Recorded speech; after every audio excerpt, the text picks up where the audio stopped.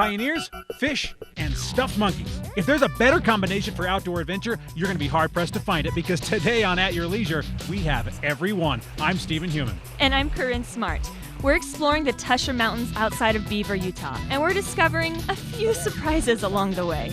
Then Zach Cipriano goes back in time as he previews one event you're going to want to get dressed up for. And lastly, we'll cycle across the length of Russia in heavy traffic. Why? Find out now on AYL.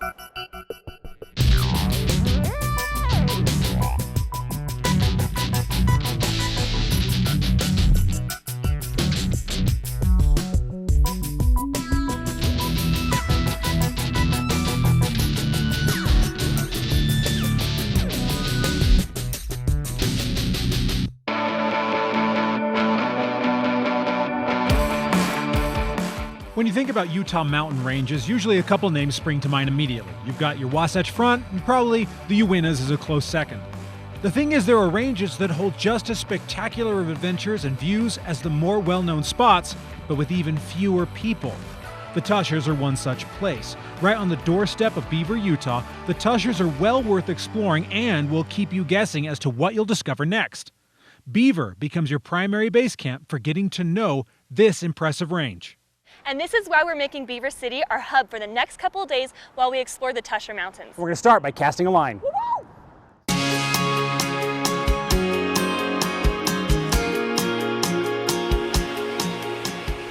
Let me introduce you to Jesse and Burke, two anglers who know the Tushar Mountains, and more importantly for fishermen, the Beaver River, better than almost anyone. They're our guides through the area today and our instructors in the art form of fly fishing. Lob this upstream, okay? And that's a 20-foot cast. That's plenty good for fish. So the dry fly, Yeah. the nymphs is underwater bouncing on the rocks. What is the fishing like out here along the Tushar Mountains? Oh, it's great. I mean, you can catch almost any species of trout up here. We've got brook trout, browns, of course, rainbows. We're in an area called Merchant Valley, which is about halfway up Beaver Canyon. I like fishing because when you're fishing, especially fly fishing, all you're thinking about is fishing. Nothing else enters your mind. You're just focused on what you're doing. It's very meditative for me. When that dry fly sinks is setting the hook. Okay. Because the fish will bite the nymph and they know it's fake. It's not squishy, doesn't taste like real nymphs, and they spit it out. So are we going to be going for a specific type of fish right now? Whichever one takes our fly. I like the sound of that. Is this just a good training spot, or would this be ideally where you want to stand when you're fishing a stream? With the water low, the fish are kind of in any deeper water, deeper than the average. So right now I know there's a hole up here that's 4 feet deep or 3.5 feet deep, and this fish seek shelter, so they'll be feeding in the deeper water. There, you got one, you got one, you got one. Oh yeah. Hold the reel, reel. Opposite direction, opposite direction. Fly fishing is generally very superficial wounds. I'm sorry, fish. It's a perfect size net for them. Good job. Thanks, Corinne. teacher. Thanks. Love it, Jesse. So I'm trying to get the fly over under the branches over here without getting it caught in the branches. There Don't you go. force the rod tip down, force it forward. You got a fish. You got a fish. Oh, I got a fish. Whoa! I got a fish. I get to reel in this fish. His name is Zach, because he's so little. Bye. You know, you're never fighting for a hole or anything like that with anybody else. You're usually up here by yourself and kind of, you know, sucked into your own little world, which is nice. Oh, go, wow, yeah. Jeez. Did I hurt you? No, it just made me look like a frightened child. Whoa! She is really happy to have had that fish. Oh my gosh. Oh, we got caught right there. Look at that.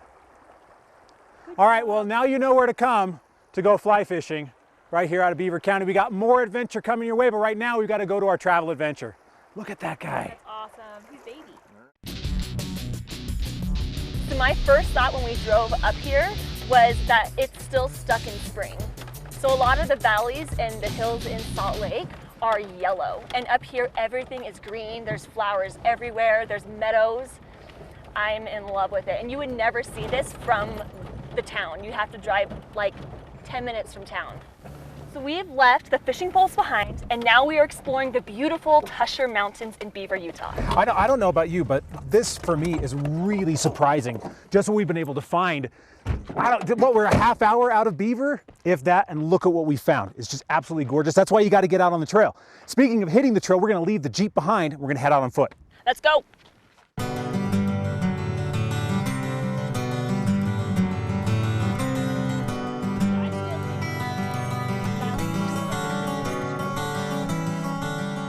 So I'd seen the Tushar Mountains from I-15.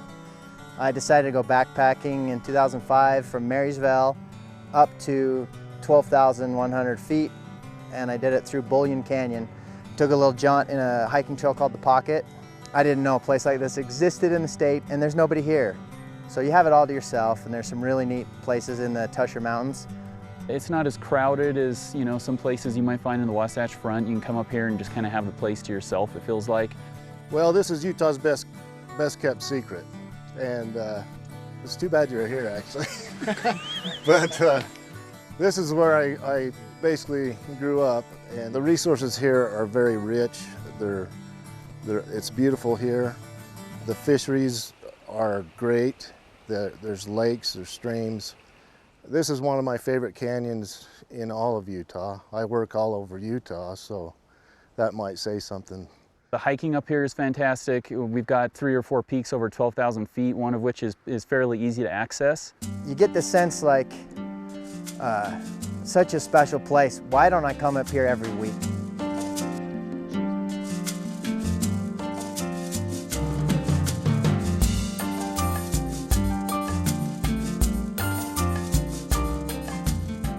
The ATVing is great. I like to ride bikes up here.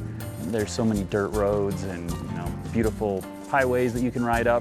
It's one of those places where you can ride a bike all day and rarely see a car, which is, for me, a really big plus. If you don't like traffic, we don't have any. If you like clean air, that's all we have. If you like solitude and the river to yourself, you can count on it.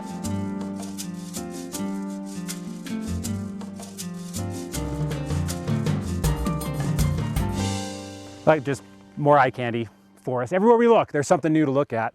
Now, if you want to come out here, we're just hiking the Skyline Trail up by Delano Peak, and it's really easy to get out here. So you just head up from downtown Beaver, Highway 153, just past mile marker 16, you're going to come upon Route 123. It's a dirt road. You head up about 4 miles, you'll come upon the trailhead. There's a bathroom there, super easy to find, and definitely an experience you have to come out and enjoy. Hey, one thing that really surprised me is that there were so many RVers up here. Like everywhere you look, in nooks and crannies, there's this little RV parks, everyone enjoying these beautiful mountains. Now, it just shows us almost limitless opportunities on how you can come out here and explore. Yeah. Well, let's head off to our trailhead adventure brought to you by Rocky Mountain ATV MC. I think we're up here. So if we go back down, I don't know, he didn't give us very good directions. Apparently, this monkey fence in Beaver is super popular and people have been wanting to know more about it. So we're trying to find the monkey fence in Beaver so we can tell you exactly where to go to find it. But we have to find it first. We gotta find how to get up on this ridge. I don't know where we're at, so. We're up over here, I think. Oh, there's a little walking path right here. So either it's a game trail, which it might be, or it's leading us somewhere. Here's the fence, but is it the right fence? We gotta find monkeys. Should we split up? Sure, no. No, we should not split up. I'm safety. You're safe, you're keeping me safe. Well, sure. Okay. We're trying to find the monkey fence. We think we might have found the general area. So join us as we go and search and hopefully find it, because otherwise this entire segment of the show is going to be pretty pointless. If that is not a monkey fence, I do not know what is. Why? That's a lot of monkeys. Like, I thought there would be a couple. That's like 3 dozen monkeys. I don't know, which one's your favorite, if you can pick one? I think I'm going to pick this one right here. You can tell it's been here for a long time. It's been rained on, and it just looks happy to be here. It's way easier to find than we thought that it was. Basically, you just take, was it 12th East? No, yeah, 1200 East, and so from the town, you take 1200 East, you turn left, and you go on that asphalt road until it ends. And when it ends, there's like a dirt trail, you turn left up that dirt trail. Yeah, you take your first left of that dirt trail, and you just stay on that dirt trail until you see the monkey fence. Yeah, don't branch off. Just stay on that dirt trail and go straight. and you will see the most random thing in any city in Utah. But hey, it is worth coming out because it's cool and interesting and different, and that's what we all want. Speaking of cool and interesting and different, how about we take a look at next week's show? So we have a sticker winner, and they sent the pictures to us on Facebook. That's right, Dale Chris sent us this photo of his razor, and the AYL sticker is right there for everyone to see. Congratulations, Dale. You just won a $400 gift certificate to RiFab, where you can get some top-of-the-line gear for your razor. Get us your sticker photos, everybody, and you can be a winner. And this guy sent us his pictures on Facebook, and you guys can do that too to win. All right, now we have our calendar of events. Here are a couple things you need to look out for. The PAIUTE Trail Jamboree is this week, August 8th through the 11th, brought to you by our good friends at Jorgensen's in Richfield. And you can still register now at PAIUTEJam.com. August 21st through the 25th in Panguitch is another OHV event, the Bryce ATV Rally. You can sign up for that at brycerally.org. Finally, we want to give you advance notice of Stedman's Red, White, and Road motorcycle event.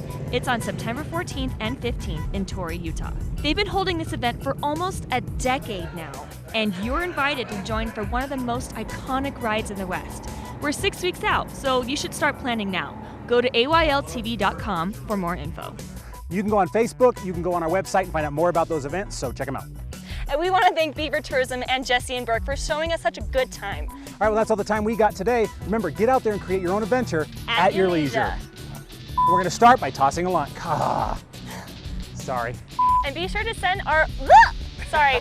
Dang it, I forgot. The first time was so good. Don't look in the camera. Dang it, Steve. That was a good shot.